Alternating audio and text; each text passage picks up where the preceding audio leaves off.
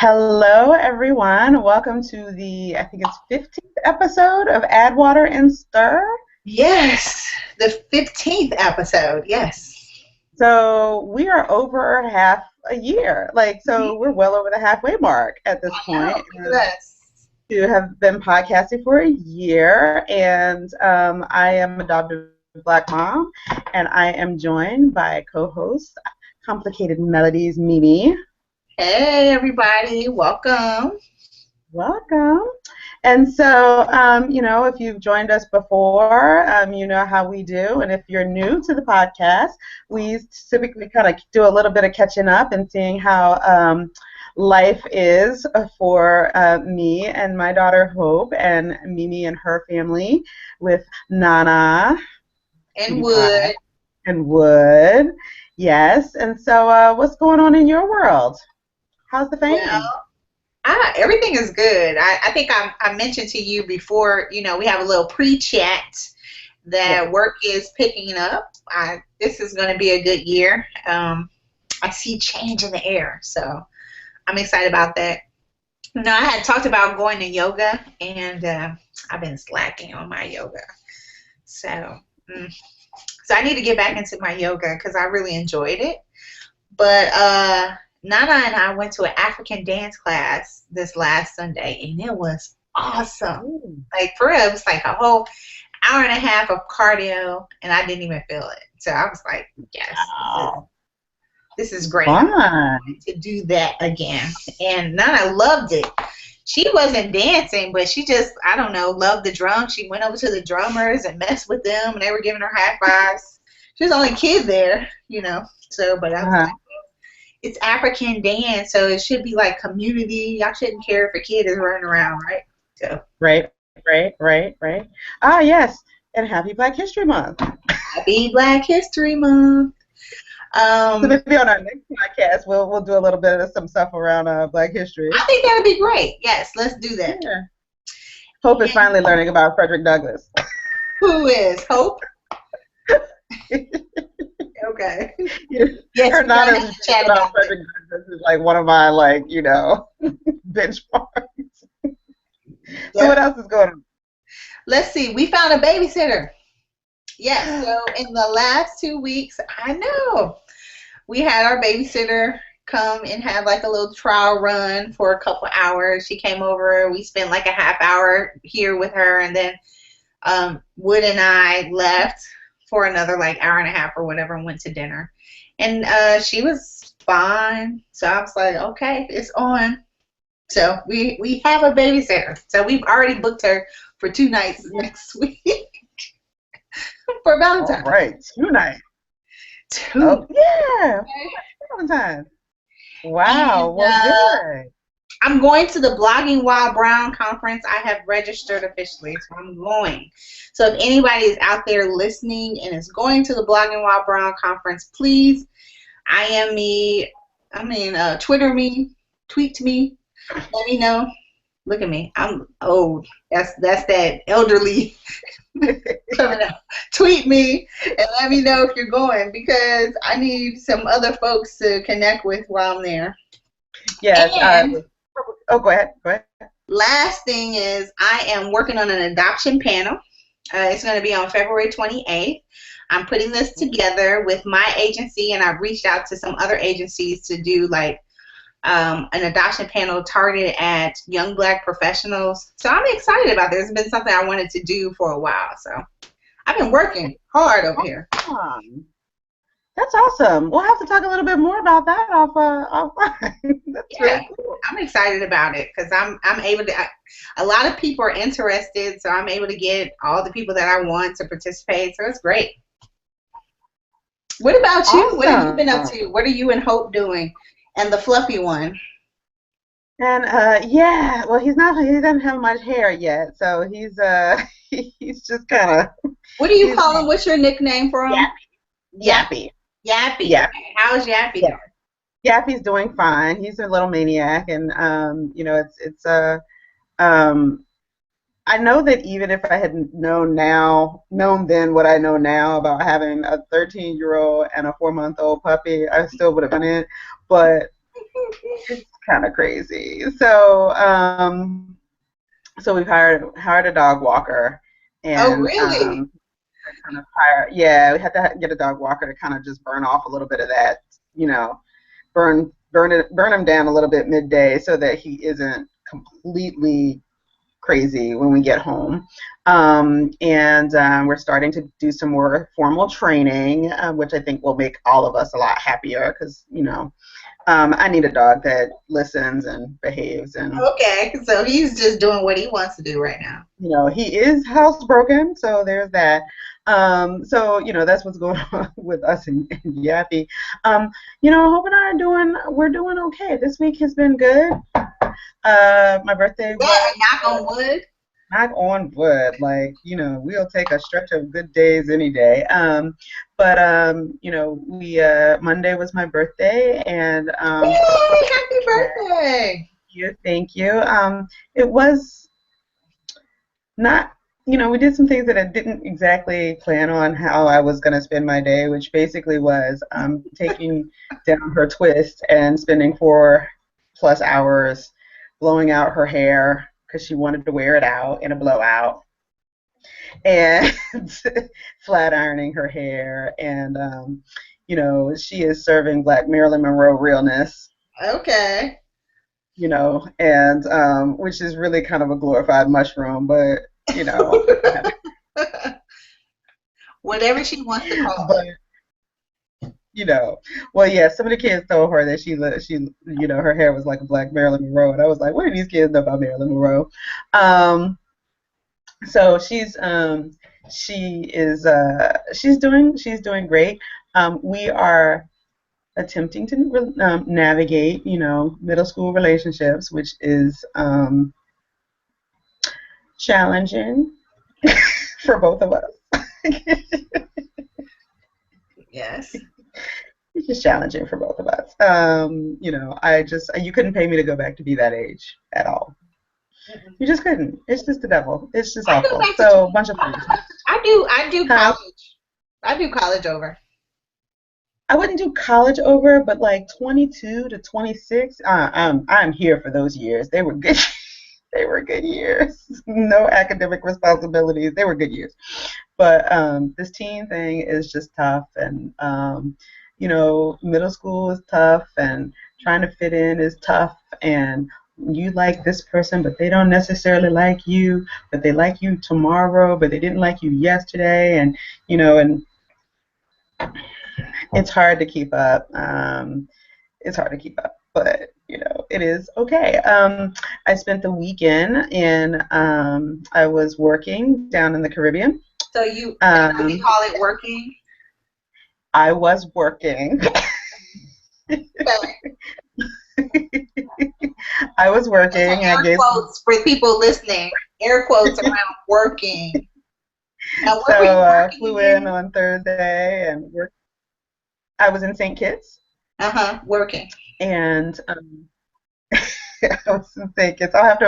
I'll post a picture of glorious sunset my night last night there. But it was lovely. But I did work. As soon as I got off the plane, I was in meetings, and then all day Friday I was in meetings, and had spent the evening with a bunch of students, and they were just wonderful and charming, and we had dinner right on the shores of the Caribbean Ocean, and then they offered to take me out on Saturday to do all kinds of fun things, and I blew them off because I really was like, this is my only time I to feel sit on like the you're beach. chopping up a And little bit. uh-oh. So, Oh, wait a minute. So yeah, had a nice time. It was great. Didn't get as much sun as I they would have offered liked, to but the take sun him was out good. where? Where they offered to Um, take Sugarcane is a big crop product in the Caribbean, and most of the historic plantations in the Caribbean. On those plantations, they raise sugarcane, and so they have a beautiful plantation that they do tours of, and they have a wonderful restaurant there, and they also do a lot of batik artistry there. and they wanted to take me to the boutique, like whatever place. I can't think of what it's called. It's Okay. beautiful, but I've been before. It's Okay. beautiful, but I've been before, so I was like, yeah. Don't you Okay. have studies?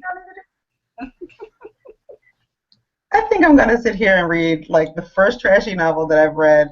No, I've read one other since I finished my degree, and so it was just nice to just totally, completely veg out, being periodically interrupted by this man who had a monkey with a diaper on, who kept stopping to ask me, did I want a picture of said monkey with a diaper on? No, I didn't, so you won't see any of those pictures. But you won't see any of those pictures, but I'll tweet out a picture from my last night there. It was just absolutely beautiful, and but I did work, and I did work because even after I spent most of the day at the beach, I came in and wrote for 6 hours because I've got a lot of writing that I'm doing right now for work. Okay. Responsible. Hmm. So yeah, so that's what's going on in my life. So what are we chatting about So, today? what are you? Are we? Do we have beverages tonight? I am drinking tonight. I'm drinking some Pinot Noir.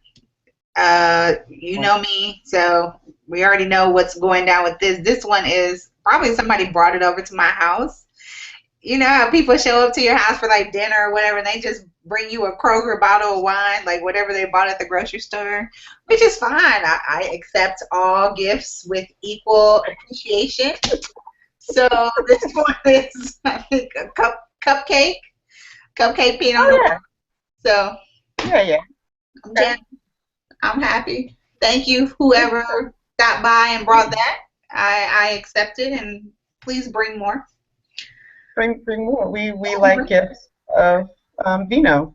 So of course, I already knew that my wonderful colleague here, my co-host, was imbibing tonight, but she so rarely does lately that I had to mention it because then the wine down is probably going to be turned up. So yeah. why do you have to tell all our business on the? Because, well, it's a recording. Like they're gonna see it. I think you're just waiting for me to get turned up, but okay, that's all right. I will not disappoint. So I have some Baileys, and it's a kind of heavy pour tonight. So it's been a long week, and so yeah. So why don't we get into our topic tonight? So So about 6 weeks or so, right around the week of New Year's, there ended up being a lot of blog posts as well as some Facebook activity around adoption documentation, post finalization, and specifically the conversations revolved around. Um, what kind of birth certificate you get after finalization, what kind of paperwork gets issued to you for your child. And the issue was for some states, there's not a notation that this is a new birth certificate due to adoption, and there's a specific place where adoptive parents are listed. But in a lot of states, this particular document kind of scrubs the existence of the first family and the child's birth parents and inserts the adoptive parents. And so, it really kind of creates this break in information almost, and kind of it's practices. It's like a revisionist history. So you Right. have this document for adoptive parents that makes it look like we gave birth to children that we didn't. Right. Exactly. Um, and so when you couple that piece, though, with restrictions in various states on the access that adoptees eventually have, or even adoptive parents have to original birth documentation, it just feels weird. And so there were some really kind of, I'll use a tactful term, passionate conversations between adoptive parents and adoptees about how this document makes people feel. And so there were a number of blogs, and the one that really kind of seemed to touch off and kind of trigger a lot of these discussions was on Babel. And we'll post the links to the articles. But the original article was, I don't want my name on my daughter's birth certificate. And this adoptive parent, Rebecca from Fosterhood, the blog Fosterhood, great blog, really like that blog, really kind of wrote this piece on how she felt when she got this birth certificate that really kind of said she gave birth to her daughter when she didn't. And so that really kind of got picked up by a lot of bloggers and Facebook support groups, and kind of really triggered a lot of discussion. So Mimi, I'm not sure kind of what your what kind of documentation you got for Nana after you finalized. What do you think about this topic? So we haven't. So I actually asked for, before we adopted, I've read a lot of information about adopted parents and from adoptees about this particular issue. So one of the things I made sure of doing is getting Nana's original birth certificate. I wanted to have that for her so that she would have it before it was amended. So I know that in the state of Texas they will amend the birth certificate. And I knew that was going to happen, and that we probably wouldn't have access to her original birth certificate. So I went ahead and got it for her. And that'll be in the files for her when we're ready to talk, and give all that information, because right now she's 3. Gotcha. Yeah, so we haven't received anything yet, because our adoption is still fairly recent. But I do agree that I don't think the birth certificate should be amended, right? I really think that it creates a system of shame about adoption. Like, this is something that shouldn't be talked about or shouldn't be disclosed because it's problematic. And I do think that it's a leftover vestige from before, when, it was maybe some of the adoptions were done in secret. Like, someone got pregnant, they got sent down south to have the child, and everybody wanted to be, secretive about what happened and how this child got here and who the original parents are. The other thing I want to say, though, is I feel uncomfortable a little bit because I don't have a strong dog in this fight from a personal perspective. I have a dog in this fight from the fact that, I have an adopted child. But I don't see very much information from, like, birth mothers. So I don't know what their perspective is on that either. So I kind of feel like this is something that I need to support from my, for my own child's sake. But I wish that I could see some more thoughts from birth mothers, and that's just not, or first mothers. That's not something that we see a lot of.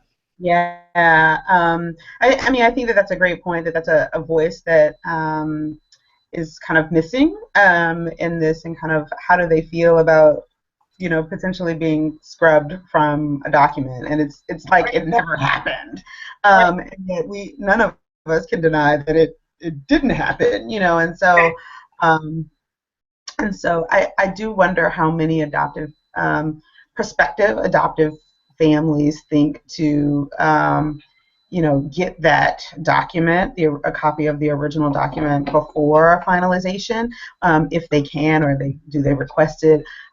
For us, it was included in the disclosure forms. It actually was the very first document it's on top of all of the binders full of hope. So it was included quickly.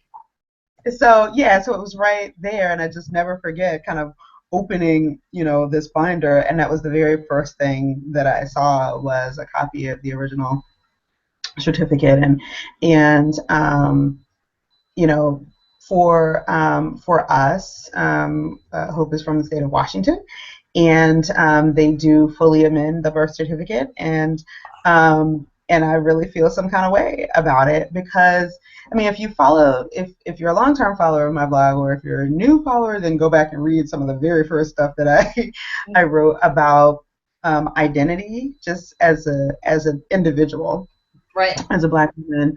And so the document, the birth certificate that I have, lists me as the mother, and father says none named. Right. And so, without any additional information, someone, I mean, get this this document, and it appears that I've had this child, and I didn't name the father. Now, there's nothing inherently shameful about that, but there's also, for me, identity-wise, just some stuff that I'm still wrestling with about being a single Black mom that has come to single Black momhood Right. in a very negative stereotype way. Right. And so, what is that? What is that? It just kind of makes me feel some kind of way that this document somehow tracks back to my issues with my own identity and this big change in my life. At the age of 18, Hope can request the document, a copy of her original document herself.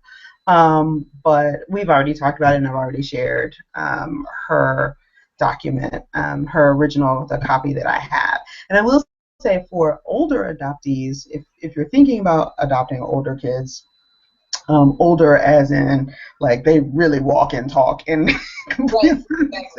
Like they know, what the situation is. Right. They can tell you more about their history. They can tell you their story themselves in its entirety. Definitely work to get that document before finalization. Yes. Because after finalization, it may not be it. So, yeah. I think that's important to reiterate, that this is something that you may have very limited access to after finalization. So the more you can do to get that document before finalization, get a copy of it, request it in the process, even no matter what the laws are in your state, just have it available so that it's readily available to your child. Yeah. I mean, the other thing is, if you're in a situation that, if you're in a situation where there was a TPR, but it wasn't voluntary, for lack of a better term, it wasn't, a lot of support groups, the conversation is so focused on infant adoption, where there's a birth mother who is, relinquishing her rights versus older child adoption. I don't find those conversations that often, and so this kind of the messiness of all of the things that go into a termination.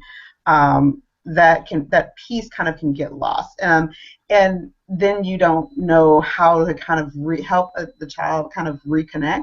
For us, that having that document helped me get other documents after finalization, and it gave me names to look for so that I could kind of try to find her first family or extended members of her first family, just so that I kind of knew where they were, kind of what kind of things were going on, I could be a little bit of a voyeur, only because she's 13, and she's going to have questions, and she's going to want to know, and I want to be Polly perfect and have okay, here's what I have. Right.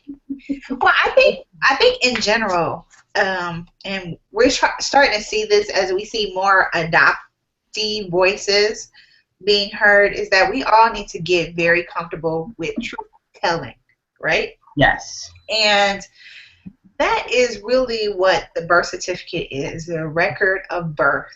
And I really don't know how the UK system works, but I read on a blog, I'm not sure which one it was, that there's two different pieces of documentation, right? There's a birth certificate, which is really a record of your birth and who you were born to. and it doesn't have to be amended. And then you have another certificate that maybe is adoption certificate or something like that. Maybe it's not framed as that way, but you can still use that as your formal, what you take legally moving around, but you still have your birth certificate. And if we could do something like that where we just need to be comfortable with, this is our truth. This is the truth of my child. Yeah. Some of the comments that I see is that amended birth certificate gets wrapped up in the adoptive parent's identity, right? Yeah. There's still like this feeling like this legitimizes me as a parent. Me personally, I don't need that paper to legitimize me as a parent. But some people feel like that's what does that for them. I don't need that. And I think the more we get comfortable with this piece of paper doesn't make me a parent. I'm raising this child. They're in my home. I'm comfortable with the fact that they have people that gave birth to them, that I wasn't involved in that process, and they have a whole nother family that they may be entering. Just all of this has to do with just truth in adoption. And I think we're starting to move towards that. Yeah, the article I think you may have read it on was the Adopted Ones blog, and it was a post by Tao. Shout out to Tao. Hi, I heard from her today, at least through the blog. Just kind of she noted the post that announcement about this particular podcast. But she talks about the UK system has an adoption certificate that has kind of all of the requisite information that it's a far more transparent system versus this kind of behind the shed system I think that we've cobbled together in the U.S. And I think you're right. It is about truth telling, and I think one step beyond truth telling and kind of getting to this identity piece is, I think that sometimes we get so, as parents, we get so caught up in our feelings, and for some of us, it may just be that, one, child rearing itself is hard and exhausting. It is. And two, for those of us who are not doing straight infant adoption, some of kind of dealing with secondary trauma because the kids that we parent, our children, have been traumatized and have PTSD and all kinds of things that we kind of feel like we want some additional kind of claim and credit for what we're enduring as parents. And and I think that we also have to not only tell the truth but let go that it's really ultimately not about us. Right. This is not about us. And with the empathetic spirit, maybe there's a way to address both of those, and maybe that's what the UK system does, right? It allows that transparency while still giving adoptive parents something, right? That thing that I guess formalizes it and makes, again, if we can use the term, legitimizes it, to give you that kind of documentation that says, yes, that's me.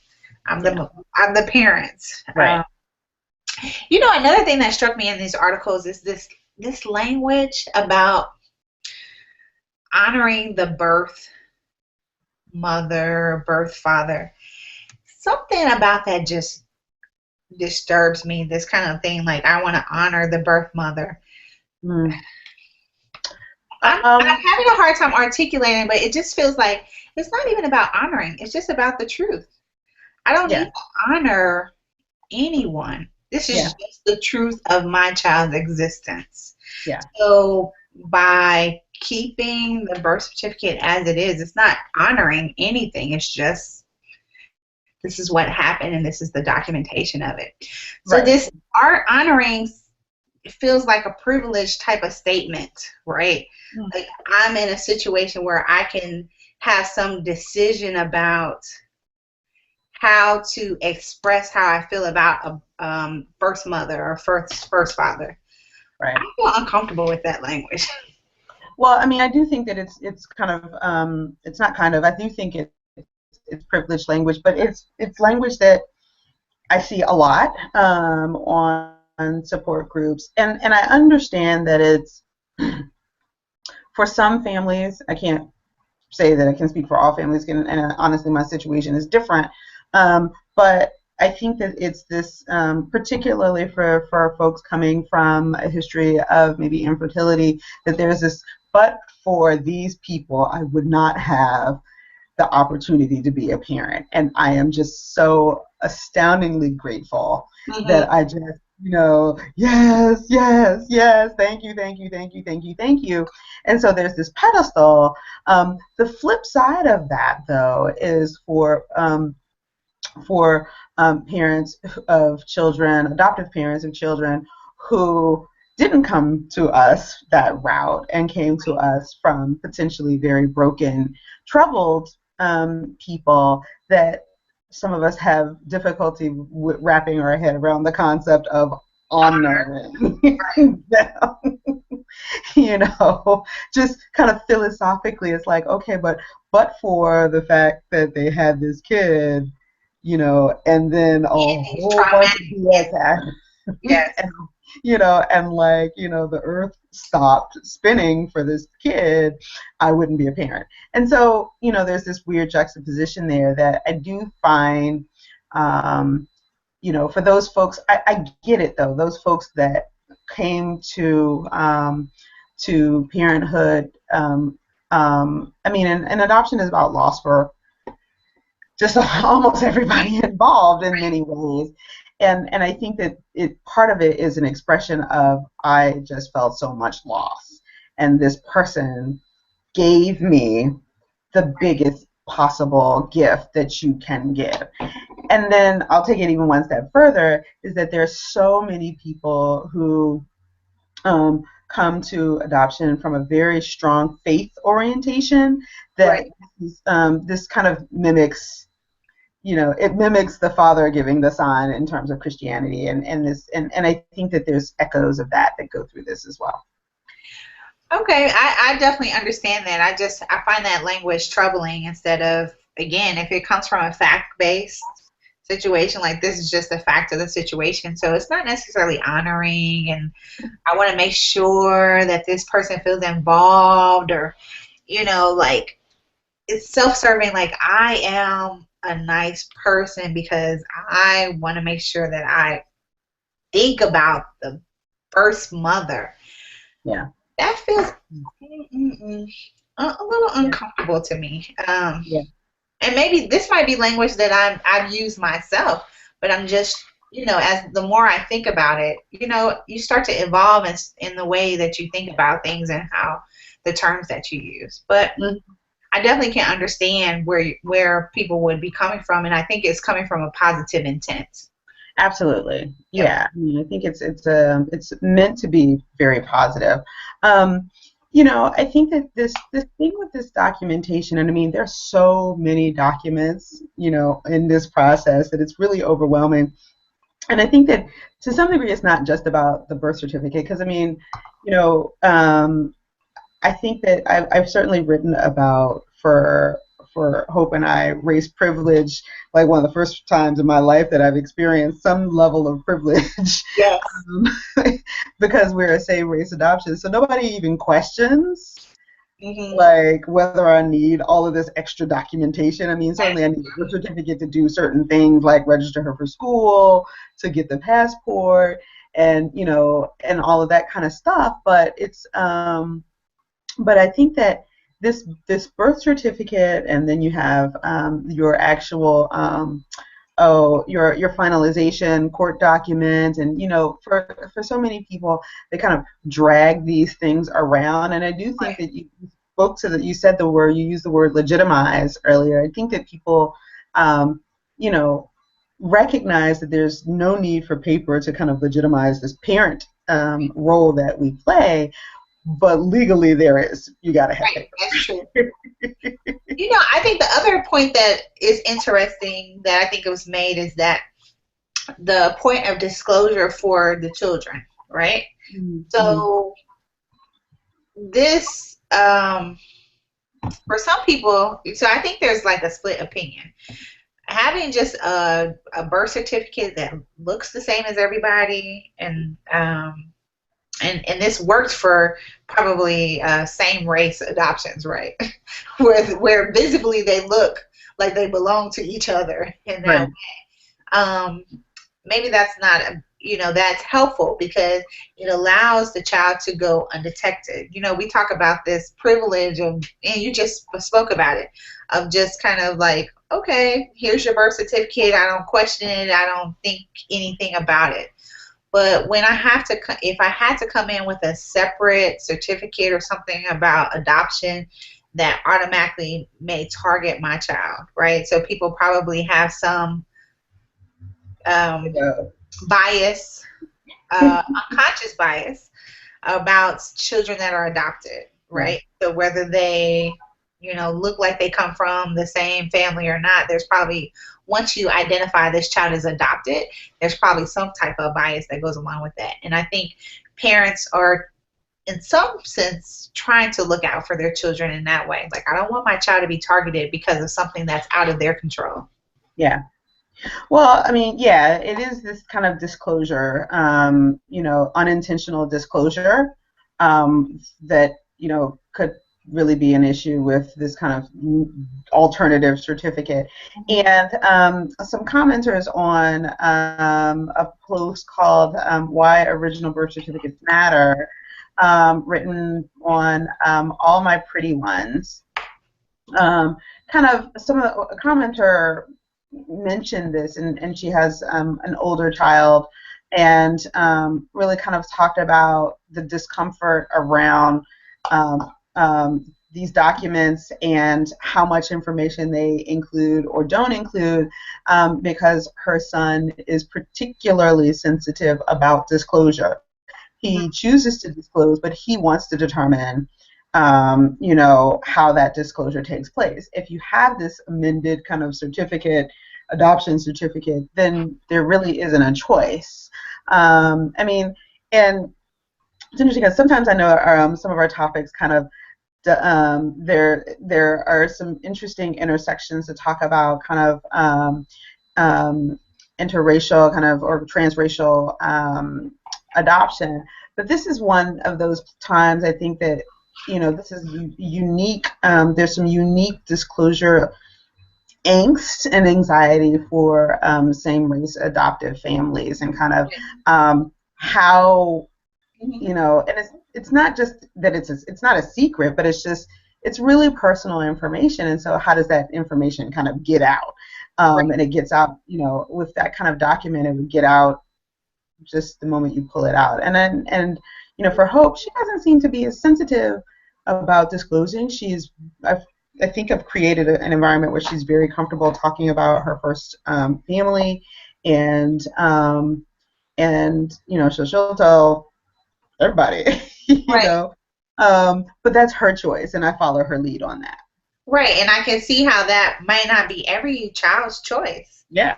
But the flip side is the reason why this is even a concern about choice is because there's still bias in the society around adoption, right? Yeah. And again, this goes back to the truth, right? So as long as there is bias around adoptees, there's always going to be maybe some angst about disclosing that, right? Yeah. I disclose my race as I just walk into the room, and it's just a fact about me, right? Yeah. And when we transition to this being a fact, a neutral fact, right, then maybe some of that angst would disappear. And I'm not sure that will come soon, but maybe that's something to aspire to, so that there's not really an issue about disclosure. It just is what it is. Yeah.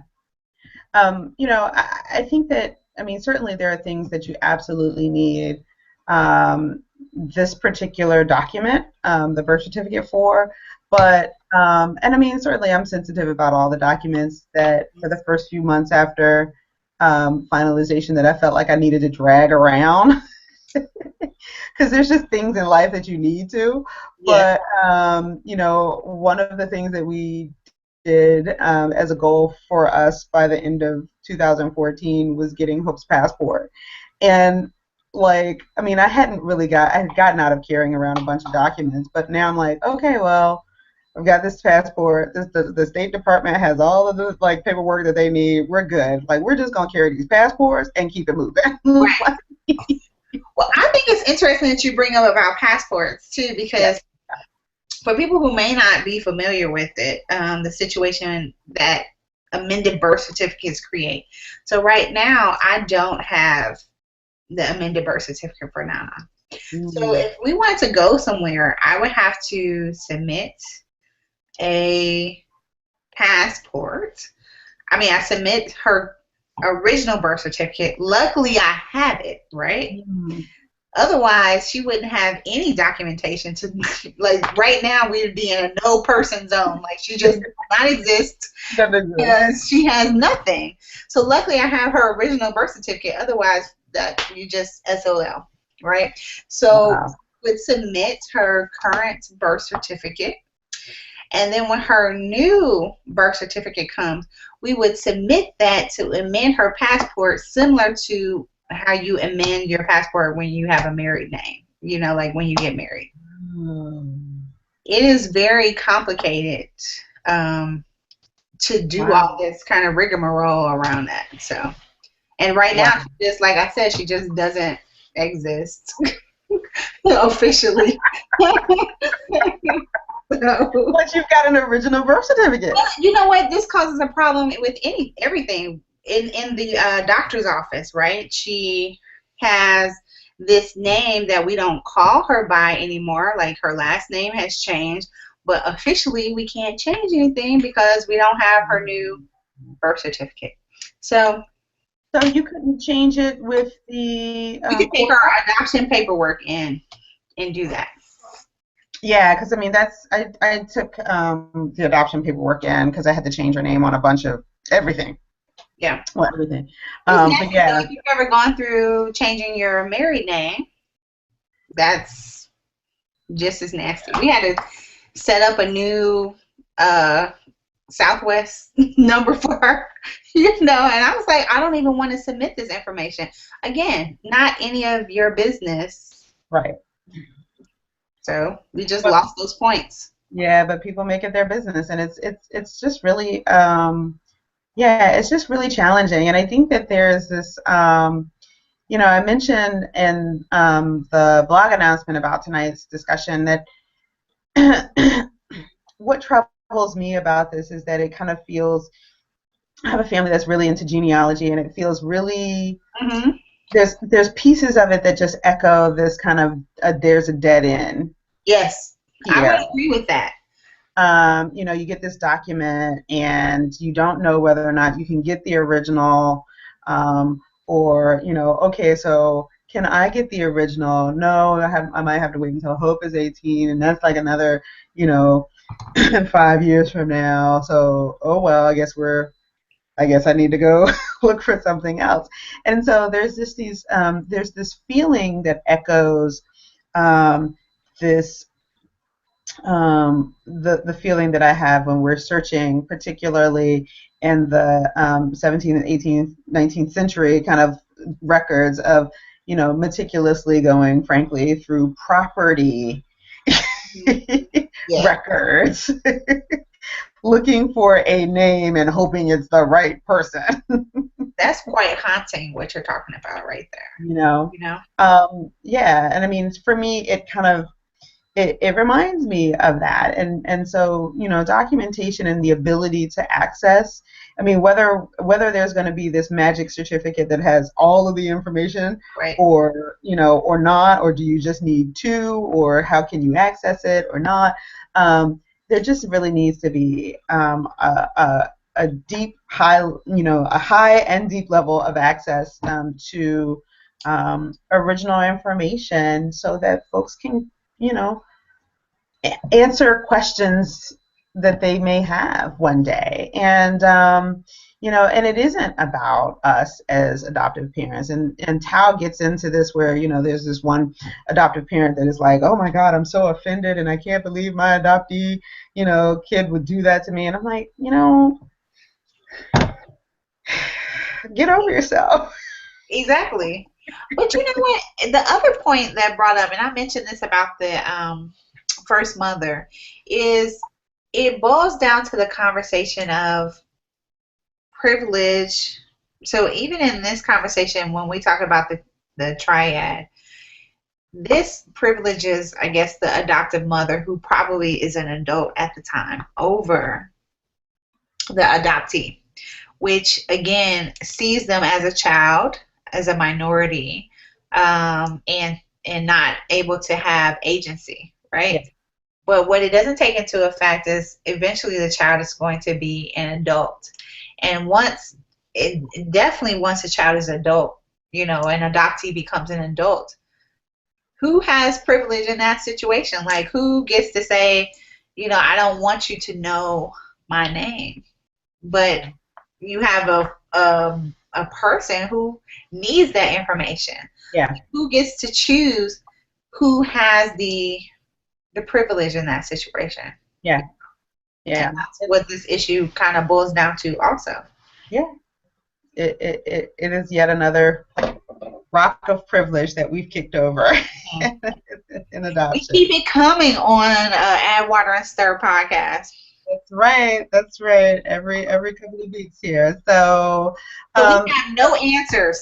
That's basically where we come down to. No answers for this. We have no answers. We recognize it's messy. It's messy. It's just messy. But I think that as we wrap this part of the podcast up, definitely if you're a prospective adoptive parent, try to get every piece of original documentation that you can possibly get.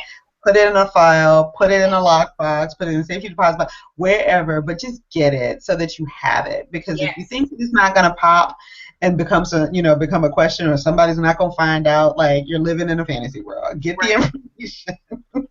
Especially in this age of information. You just cannot, this is no longer a situation where you can hide that or try to go. Right. It's like that commercial that's with Katie Couric and Bryant Gumbel. It's like, what was the internet? Yes, I saw that. Was it a Super Bowl commercial? It's like, the internet. What is it? www. What is the internet? Like, you can't. There's only so much information that you can hide. Like, there's just really nothing that you can hide anymore. And so just get the original documentation and just get everything that you possibly can.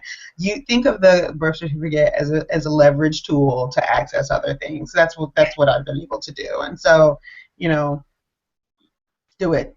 Get it. All right. So I think we're in violent agreement around this. Get your child's birth certificate. So shout out to folks that wrote some really great pieces on this. And put all the items that we discussed today in the showcase, and they'll be in our show notes. Yes, absolutely. All right. So what's on tap for the wind down? I haven't been watching so much TV because I was working.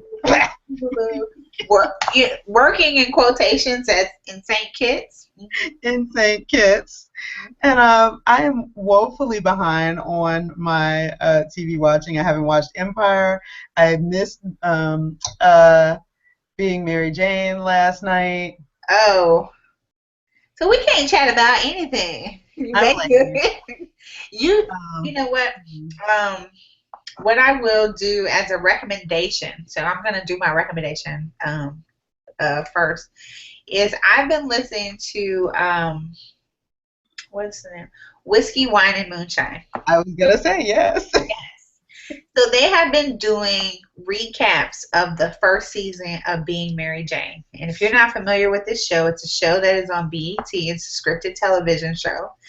And it is about a, I guess, single black woman who is a news anchor. She's very successful in her work, but her personal life is a mess. Right. Right? Is that the right description for it? It's a mess. Yes, it is a mess. And so it takes you through her relationships with her personal, relationships with men.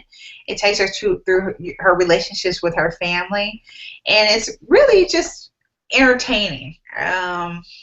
From my perspective, I would not want to be Mary Jane, but I think there are other people who feel very can relate to some of the situations that she's going through. I think she's just lightweight crazy, honestly, but uh, I'm like, she could be my friend. I cut people off like that. But He's a walking disaster. yes. So if you had, there's a podcast that I love to listen to, Whiskey, Wine, and Moonshine. There's 3 women on there, and they are doing a recap of the first season, and I think they're probably going to do recaps of the second season. I recommend that you go over there and listen to that if you haven't seen the show. They do an awesome job of breaking down kind of all the underlying issues and behaviors of Mary Jane. I think they do a great job of that. They do. I listened to, they just put up the last of the 4 episodes that they cover the whole season through. And, yeah, I just finished listening to it on the way home today, and it's good stuff. Definitely check out Whiskey, Wine, and Moon. Their regular podcast is also quite fun. So, they tackle some really cool stuff. But yeah, and if you didn't know, being Mary Jane is played by Gabrielle Union. Yes. So some people seem to think that this is her real life. I think that's interesting that they think that she's playing herself.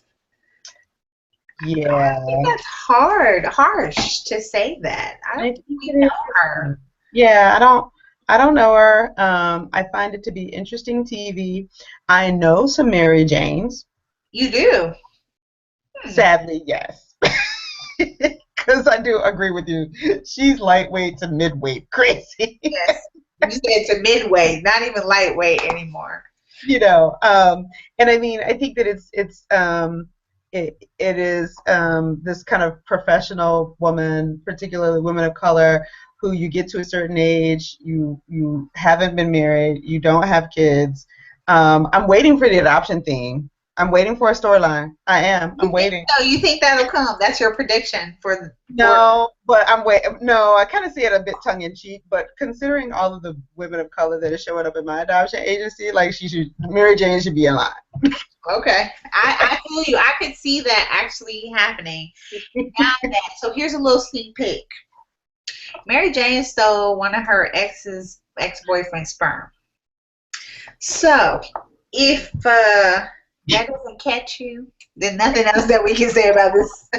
So point is, like I said, that's midweight crazy to me. That might be all the way on the other side.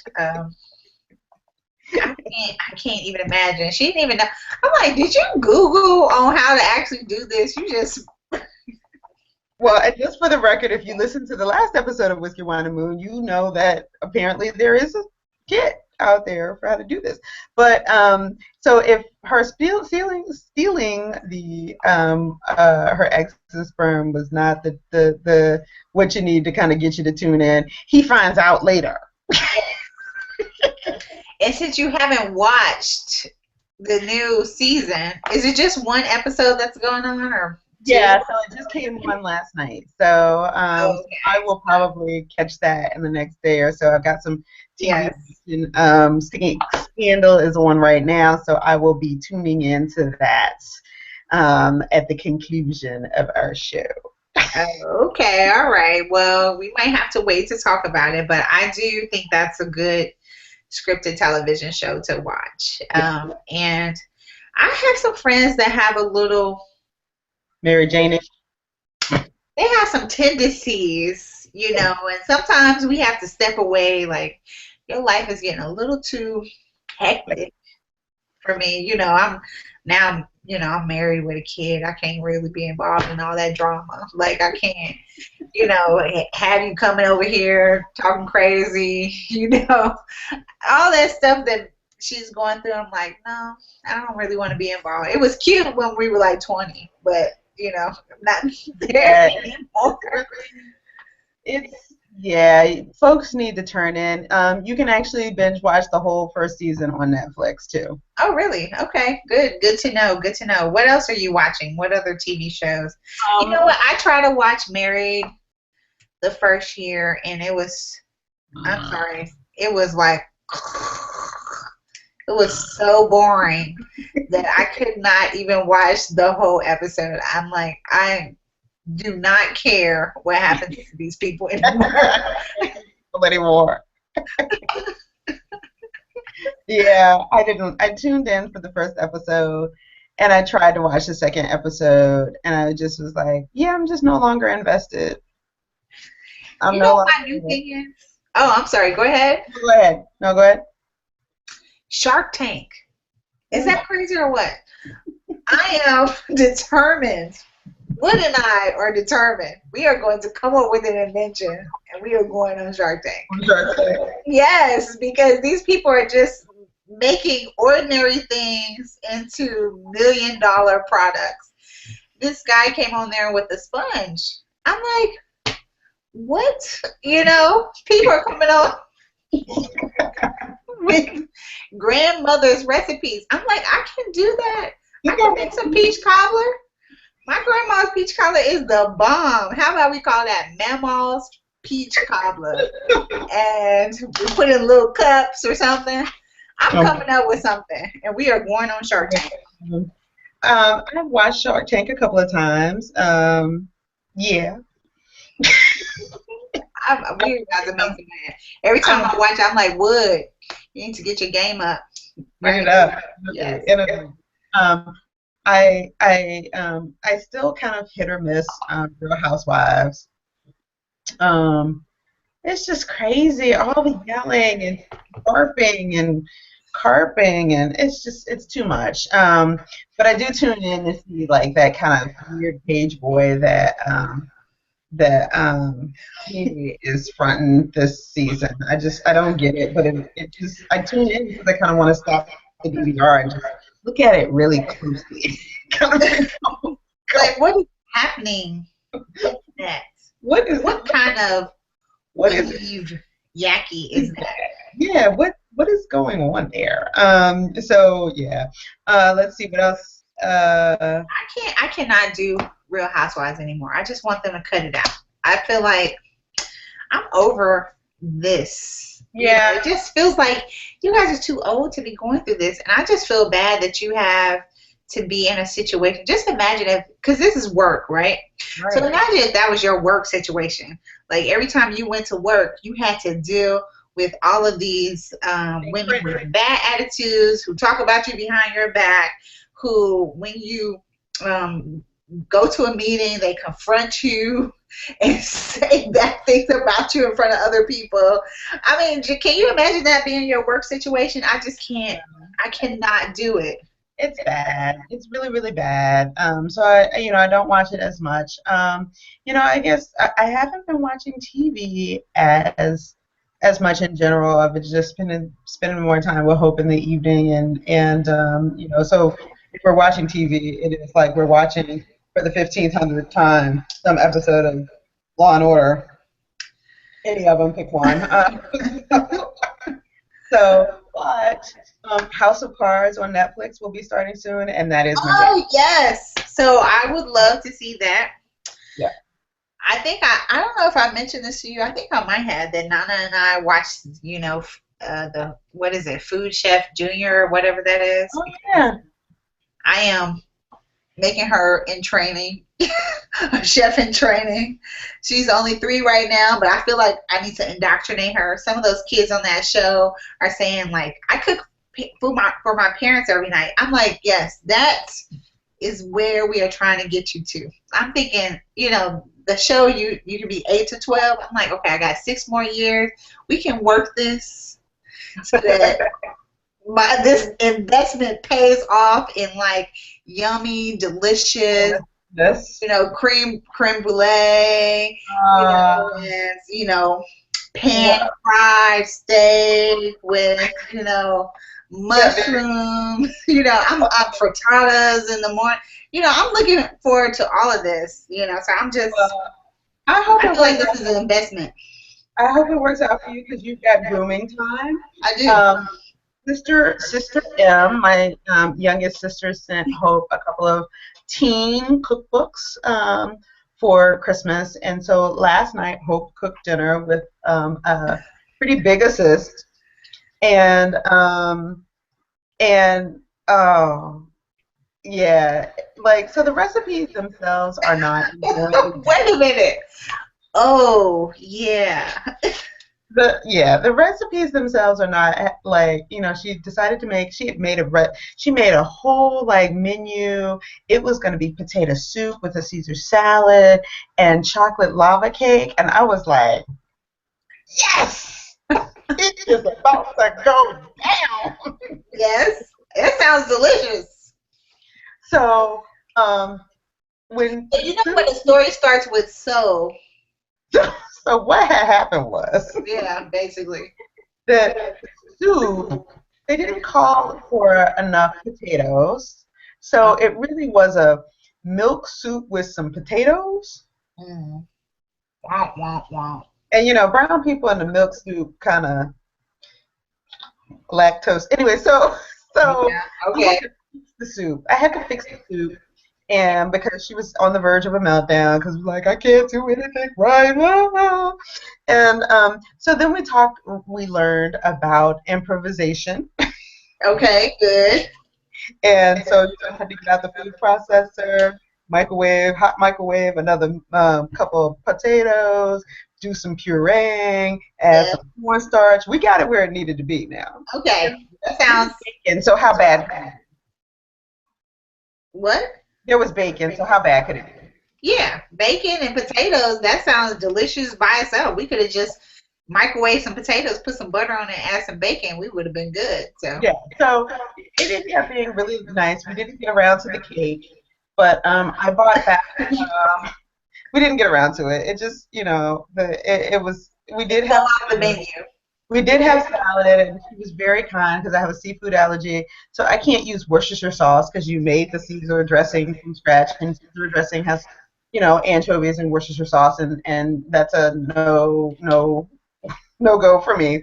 So she made accommodations for that, and I made croutons, and we had a very nice dinner, sans cake, and so I brought back some English chocolate from the Caribbean, some Cadbury, which the real Cadbury stuff you can't Yes. really find too much in the Yes. States, and they are getting rid of some of their dairy milk products. It's just going to say milk chocolate. They're getting rid of like the milk, Yes. like dairy milk products. So I scooped up a few of those at the duty free. So we had some English chocolate last night. Okay. Well, it sounds like all's well that ends well. Yeah, but it's not. We're not. You still got a couple years though. Yeah. You still.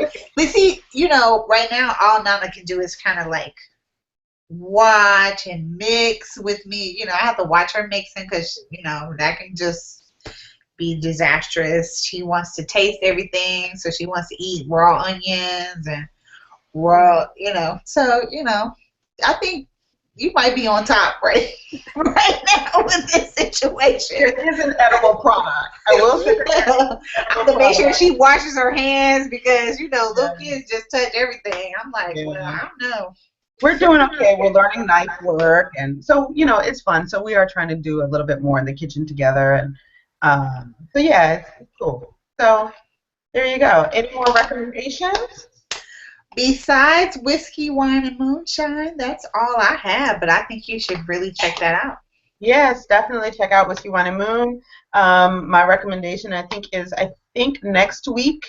I think I saw today that it's next week that the premiere of House of Cards, and Netflix. That means that you'll just be locked down for a couple of days while you binge watch the entire season. Yes, yes, yes. And just remember that Kevin Spacey's character now is president. What? Yes, that happened. Okay, so I'm gonna have to go back and watch the end of season 2 because I don't remember that, but it could be the one. So yeah, it's starting with him as president. So they All went right. to Camp David. He was sworn in, so it's about to be on. All So right. so that's what I got. So Mimi, tell the folks where to find you in the E streets. Well, you can read my past blog posts on my blog, complicatedmelody.com. That's melody with an I. You can tweet me on Twitter at Mimi Complex. And you can email me if you would like at complicatedmelody at gmail.com. And that's with melody with an I. There you go. What about you? Where can they find you? So you can find me at adoptivelabmom.com is the blog, and my Twitter feed is on the side, adoptive black mom on Twitter, adoptiveblackmom at Gmail. So you can just find me in any of those places. I'm happy to chat with you. Thanks for folks tuning in. And Oh, one more thing. If oh you yeah, are going to the Blogging While Brown conference, yeah. please tweet me. Let me know. Send me an email. Let me know. Let's connect. Let's get together before we get there so I have somebody to talk to so I won't be walking into the sessions by myself. All right. Yes, I need to look at those dates again, and because I do I'm tend to trying to get ABM to come, so if you guys can help me, massage that. Where is the conference again? The conference is in Austin. It is June, I believe, 19th, the weekend of June 19th. So I think y'all should come to Texas. I love Austin. See, there you go. I do. It's one of my favorite American cities. They got the bats and stuff, and it's the live music capital of the U.S. Exactly. So you should come on down. I think it's going to be great. Yes, yes. So I will definitely check out the calendar and the school set schedule because hopefully that will be right around the time Hope's getting out of school. So yeah. All right, and with that, we bid everyone good night. Good We will see night. you again in about 2 weeks. Tweet us and email us if you have some topic suggestions. We're always open to new ideas. All right. Have a good evening. Good night.